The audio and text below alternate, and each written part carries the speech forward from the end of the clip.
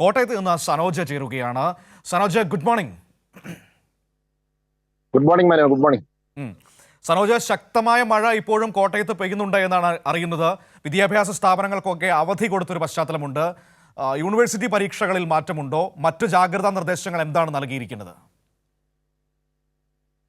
മനു, കോട്ടയം ജില്ലയിൽ അതിശക്തമായ മഴയും കാറ്റും ഉണ്ടാകുമെന്ന കാലാവസ്ഥാ നിരീക്ഷണ കേന്ദ്രത്തിന്റെ മുന്നറിയിപ്പിന്റെ പശ്ചാത്തലത്തിലാണ് ഇന്ന് ജില്ലയിലെ വിദ്യാഭ്യാസ സ്ഥാപനങ്ങൾക്ക് അവധി പ്രഖ്യാപിച്ചിട്ടുള്ളത്. പ്രൊഫഷണൽ കോളേജുകളും അംഗൻവാടികളും ഉൾപ്പെടെയുള്ള വിദ്യാഭ്യാസ സ്ഥാപനങ്ങൾക്ക് ജില്ലാ കളക്ടർ അവധി പ്രഖ്യാപിക്കുകയായിരുന്നു. പക്ഷേ MG യൂണിവേഴ്സിറ്റി മുൻ നിശ്ചയപ്രകാരം നിശ്ചയിച്ചിട്ടുള്ള പരീക്ഷകൾക്ക് യാതൊരു മാറ്റവുമില്ല എന്ന് യൂണിവേഴ്സിറ്റി അധികാരികൾ വ്യക്തമാക്കിയിട്ടുണ്ട്. അതുകൊണ്ട് യൂണിവേഴ്സിറ്റി പരീക്ഷകൾ മുൻ നിശ്ചയിച്ചത് പ്രകാരം നടക്കുമെന്നുള്ള കാര്യത്തിൽ യാതൊരുവിധ സംശയവുമില്ല.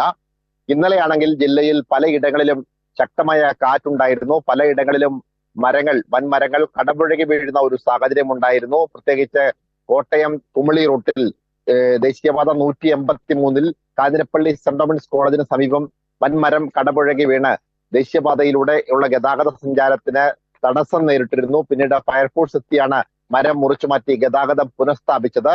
അതുപോലെ തന്നെ കോട്ടയം ജില്ലയുടെ അതിർത്തിയായിട്ടുള്ള മുണ്ടക്കയത്ത്, ഹൈറേഞ്ചിന്റെ കവാടമായ മുണ്ടക്കയത്തെ പോലീസ് സ്റ്റേഷന്റെ മുറ്റത്തു നിന്ന വൻമരം പോലീസ് സ്റ്റേഷന്റെ മുകളിലേക്ക് കടപുഴകി വീഴുന്ന ഒരു സാഹചര്യം ഉണ്ടായിരുന്നു.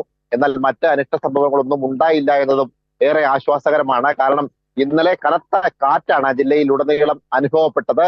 സമാനമായ രീതിയിൽ ഇന്നും ജില്ലയുടെ വിവിധ ഭാഗങ്ങളിൽ, പ്രത്യേകിച്ച് കാഞ്ഞിരപ്പള്ളി, മീനച്ചിൽ പോലെയുള്ള താലൂക്കുകളിൽ അതിശക്തമായ കാറ്റുണ്ടാവാൻ ഇടയുണ്ട് എന്നുള്ളതാണ് കാലാവസ്ഥാ നിരീക്ഷണ കേന്ദ്രത്തിന്റെ മുന്നറിയിപ്പ്. മാത്രമല്ല, ശക്തമായ മഴയും ഉണ്ടാകുമെന്നുള്ള മുന്നറിയിപ്പുണ്ട്. ഇതിന്റെ കൂടി പശ്ചാത്തലത്തിലാണ് കളക്ടർ ഇന്ന് അവധി പ്രഖ്യാപിച്ചിട്ടുള്ളത്. ഇന്നലെ ഉച്ചയ്ക്ക് ശേഷം പെയ്ത കനത്ത മഴ രാത്രിയിലും തുടർന്നു. വിവിധ താലൂക്കുകളായിട്ടുള്ള ചങ്ങനാശ്ശേരി, വൈക്കം, കാഞ്ഞിരപ്പള്ളി, മീനച്ചിൽ ഉൾപ്പെടെയുള്ള എല്ലാ താലൂക്കുകളിലും മഴ ശക്തി പ്രാപിച്ചിരുന്നു. എന്നാൽ മറ്റ് അനിഷ്ട സംഭവങ്ങളൊന്നും ഒരിടത്തും റിപ്പോർട്ട് ചെയ്യപ്പെട്ടിട്ടില്ല. കഴിഞ്ഞ ദിവസങ്ങളിൽ മഴ മാറി നിന്നതുകൊണ്ട് തന്നെ ശക്തമായ മഴ പെയ്തുവെങ്കിൽ പോലും ആറുകളിലെ ജലനിരപ്പ് വലിയ തോതിൽ വർദ്ധിച്ചിട്ടില്ല എങ്കിൽ ചെറിയ തോതിൽ വർധനമുണ്ടായിട്ടുണ്ട്. അപകടകരമായ സാഹചര്യത്തിൽ ആറുകളിലെ ജലനിരപ്പ് ഉയർന്നിട്ടില്ല.